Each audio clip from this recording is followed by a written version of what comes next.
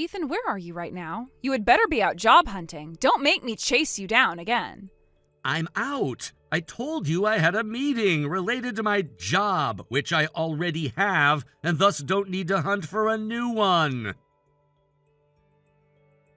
Work? You seriously expect me to believe that? You've been out for work more times this month than I can count, and somehow I've never seen a paycheck. Because it's remote work. Not everything shows up in a neat little envelope on the kitchen table. Oh, come on. Remote work? You mean scrolling on your laptop while drinking overpriced coffee and pretending it's productivity? No, I mean actual contracts with deliverables and deadlines just like any other job. Just because I don't commute to an office doesn't mean I don't have a job. Funny, because from what I can see, the only thing you consistently deliver is a pile of dirty dishes and excuses. That's not fair and you know it. You never even asked what I do. You just decided I was a burden from day one. Because you act like one. You wander in and out, you don't say where you're going, and then expect to be treated like some misunderstood genius. I don't expect anything from you. I'm just trying to live in peace. Under someone else's roof. No, under my roof. You think I'm here by your good graces, but that's not the whole story. Is that so? Because as far as I remember, Eric and I moved into the duplex's main unit when your room started looking like a storage closet with a Wi-Fi signal. And you never stopped to ask why I stayed in the smaller space, because I was trying not to start a fight. Because I thought we could coexist without stepping on each other. Clearly, I was wrong. You're right, you were wrong. I've been biting my tongue for months, but watching you laze around while I handle everything, I'm done. Handle everything? Melissa, all you've done is take over. You swept in like this place was yours to rule. I made this house functional. Someone had to. You were dragging your feet while this place fell apart. You mean while I was quietly working and staying out of your way? I didn't argue when you redecorated. I didn't fight when you took over the kitchen. I didn't say a word when you started rearranging furniture like you owned the place. Because you didn't own anything. You're just camping out here until someone finally calls you out. If you really believe that, then I suggest you wait until Eric gets back. 3 months, that's all. You think I'm going to wait 3 more months for validation? No, I'm already preparing. When Ethan walks through that door, he's going to see exactly what's been going on and whose side to take. You don't even know what side you're on. You're fighting a battle that doesn't exist. Oh, it exists. You're just not used to someone pushing back. I'm used to people misunderstanding. I'm used to being dismissed without a second thought. That doesn't mean I'm wrong. You've had every chance to prove yourself, Ethan, but you didn't. You bought a car, took little business trips, and played the victim the second someone questioned your lifestyle. I've explained multiple times. I have income, real income, and the work I do is legitimate. Just because you don't see it doesn't mean it's fake. You think telling me you make money on the internet is going to change how I see you? Grow up. No, but maybe Eric will, because he actually listens. He knows the full story, and when he's back, we're gonna have a very different conversation. Fine, let's have that conversation. Just don't be surprised when it ends with your stuff on the curb and me holding the spare keys. You're making moves you can't take back, Melissa. And when the truth comes out, I hope you're ready for the fallout. Keep dreaming. 3 months, Ethan. That's all you've got. We'll see.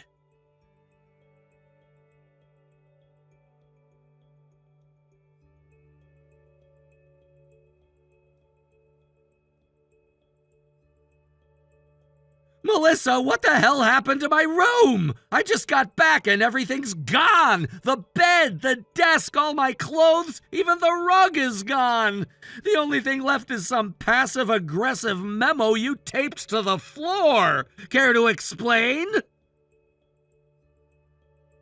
Oh, you're back already? I figured your little vacation would last longer with how relaxed you've been about living off everyone else. Vacation? It was a 4-day trip for a client meeting. I told you I was leaving. You've seriously emptied my entire room while I was gone? Let's not pretend you're some jet-setting professional. You've been mooching long enough, Ethan. Consider this the start of a long overdue cleanup. That cleanup included throwing out my furniture? What did you do with my stuff? Most of it's gone, the rest bagged up and moved out. You said it yourself months ago. This would all get sorted when Eric came back. I said we should wait until he returned, that the situation could be discussed then, not that you should unilaterally gut my living space. Same thing. You framed it like some epic showdown. We'll let Eric decide. So I'm just getting ahead of the curve. He's back tomorrow. I thought it'd be nice to give him a house with one less problem to deal with. You don't get to decide what's a problem. You've never understood how this house even works, and instead of asking questions, you jumped straight to sabotage. Sabotage? Come on, I did what had to be done. You've been drifting through this place like you're on a permanent staycation. Well, time's up, Ethan. You trashed years of my life while I was gone. You had no right to do that. And you still have no idea what's really going on here. Oh, please, I know more than enough. I know you've been dragging your feet for years, and I know Eric's going to side with me once he sees the mess you've made.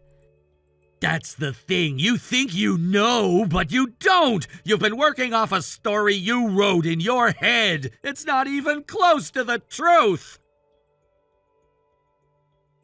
The truth is obvious. You don't have a job. You don't contribute. You buy random stuff and take trips like you're owed this life. That's all anyone sees. I don't even know what to say to you anymore. I have tried multiple times to explain how I earn money. I've been respectful, patient, and quiet. And instead of listening, you've been plotting some grand eviction fantasy like you're a movie villain. If that makes me the villain, then fine. Maybe the villain is just the one finally cleaning house. You still don't get it. You think tomorrow ends with me being kicked out? That's your big finale? Absolutely. Once Eric sees how I've handled this, he'll be relieved. I took initiative. I kept the house from falling apart. You'll be gone, and we can finally breathe again. You really think he's gonna thank you for throwing out my things while I was away? For treating me like garbage? I think he's going to thank me for doing what he was too soft-hearted to do. Then I hope you're ready to be stunned, because he knows more than you think. And when he walks in that door, you're not gonna like what you hear. Yeah? What's he going to say? That you're a misunderstood genius? That you secretly own the house or something? Maybe. Maybe he'll say something that finally makes you realize just how badly you've misread this entire situation. Well, guess we'll find out tomorrow. But for now, your room's empty, your time's up, and you're lucky I didn't toss that weird laptop of yours in the trash. Don't worry, that weird laptop is the only reason I didn't miss a major deadline. One more day and you would have tanked a contract I've been working on for months. Oh, poor Ethan. Lost his imaginary contract and his precious desk. Oh, spare me. You don't have to believe in my work, but Eric does. And after tomorrow, this little power trip of yours is going to end, and hard. Keep dreaming. I've already won. You just don't know it yet. Then enjoy your last night believing that, because tomorrow everything flips.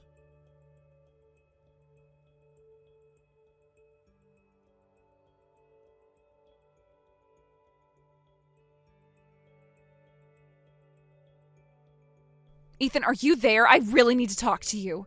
Eric just walked through the door completely unannounced and early, and everything has gone horribly wrong. Yeah, I was expecting this message sooner or later.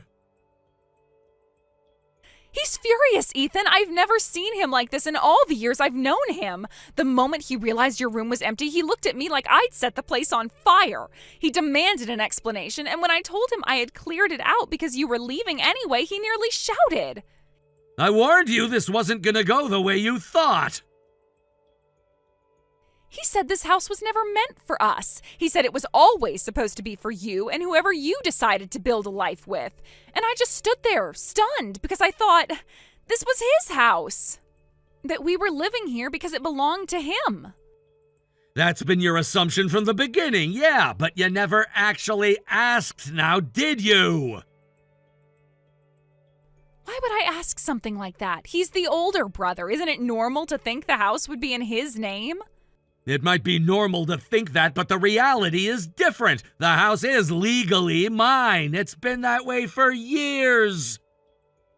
Wait, you mean on paper? Officially? Yes, it's in my name fully and legally. If you don't believe me, feel free to ask Eric directly, though it sounds like he's already told you. I can't believe this. I can't even look at him right now. He won't speak to me. He just shook his head and walked off like I wasn't even in the room. That tends to happen when someone learns their spouse threw their brother out of his own home without bothering to learn the facts first. Ethan, I didn't know. I swear to God, I didn't know. No, Melissa, you didn't want to know. Anyway, I doubt you'd believe anything that came from me, so why don't you just ask Eric to fill you in on all the details? I'll be ready to talk whenever you finish talking to him. Take your time.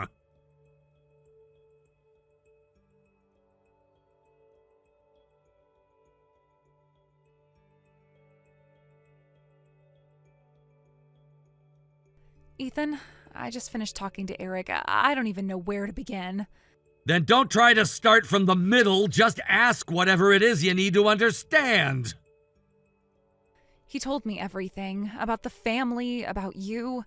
I had no idea that you and Eric aren't even technically related by blood. That's correct. Eric is our mother's son from her first marriage. I'm my father's son from his second. Neither of us was formally adopted by the other's parent. So when your grandfather passed... He left his assets to his direct blood relatives only. That included my father, my uncles, and me. Eric wasn't part of that inheritance. So the house and the land... Both were part of my share. I inherited them directly. Later, I paid to rebuild the home from the ground up and turned it into a duplex. That was my investment, paid for entirely out of my own pocket. But how? I mean, no offense, but I thought you didn't even have a job. I truly believed you were just coasting on nothing. Because you never listened when I tried to explain. I genuinely didn't think you had anything going on. You never bragged, never showed off. That's because I didn't feel the need to prove anything to someone who had already made up her mind about me. Then tell me now, please. I need to hear it from you. How were you able to afford all of this?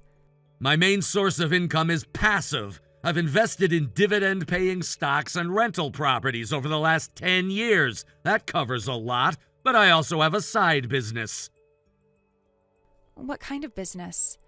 I run a video channel, monetized with ad revenue and occasional brand sponsorships. I don't show my face, so you wouldn't recognize it even if you tried to find it.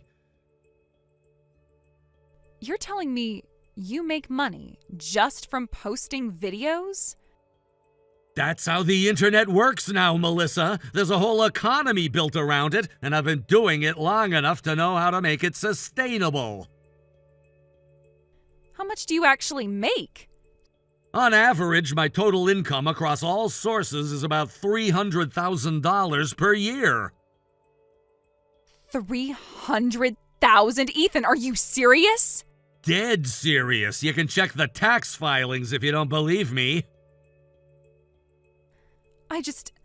I don't know what to say. I thought you were broke. I thought you were living off handouts. You thought a lot of things, and you made some very big and very bad decisions based on those assumptions.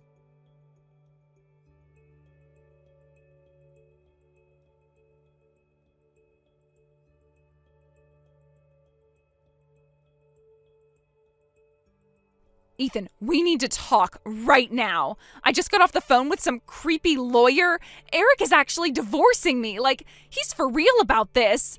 I thought he was just angry and that it would all blow over in a few days. I didn't think he would take it this far. Yeah, well, it would seem that he did. But this is insane. He's seriously gonna break up our marriage? Over what? Some misunderstanding? I already told him I didn't know the house was yours. I didn't realize how serious things were. I got it wrong, sure, but people get things wrong all the time. That's not a reason to blow up in a perfectly happy marriage. No, Melissa, it wasn't just a misunderstanding, it was cruelty. Cruelty? Are you kidding me? I didn't hurt anyone. I just thought you needed a push out the door. I was trying to help you start to make your own way in the world, or at least I thought I was. You didn't just give me a push, you threw out everything I owned. I didn't think it mattered. I mean, you still had your laptop, right? And you said your work files were fine, so what's the big deal? That wasn't what mattered. I had all my hard drives backed up online anyway. What mattered were the other things that you threw away. Important things. You threw away the fountain pen my father gave me when I graduated, the photo albums from when I was a kid, the letters from my mom, the last ones she ever wrote before she died. You even trashed the sculpture my girlfriend spent 6 months making to give me for my birthday. I didn't know they were sentimental. I thought it was just junk, like that sculpture. What was it supposed to be, anyway? That's exactly the problem. You didn't care enough to find out. You decided what had value and what didn't based on your own selfish criteria. And everything important to me ended up in the garbage because of you. I didn't mean for that to happen. I swear, Ethan, if I'd known. We've been through this. It's not that you didn't know, it's that you didn't want to know. You made up your mind about me from the beginning and never looked back. You saw me as a burden, so you treated everything connected to me like it was disposable. I know I screwed up. Can we stop with the lectures already? Eric didn't even talk to me. He just handed me the papers and walked away. He said he already made up his mind. And not only that, he said that you asked him to end it. Is that true? Did you really do that? Yes and no. I told him everything that you did to me, and I asked him what I thought was a very pertinent question. Do you truly believe someone who could do what you did should still be your partner? So you convinced him. You poisoned him against me. No, Melissa, I didn't poison him. I told the truth and gave him a chance for self-reflection. He made the decision on his own. But you should know, even if we're not blood, Eric and I have always been close. And when he saw how hurt I was, when he realized how much I had lost, he didn't hesitate. This can't be happening. I never thought it would go this far. It went exactly as far as it needed to. Actions have consequences. You're just not used to facing them.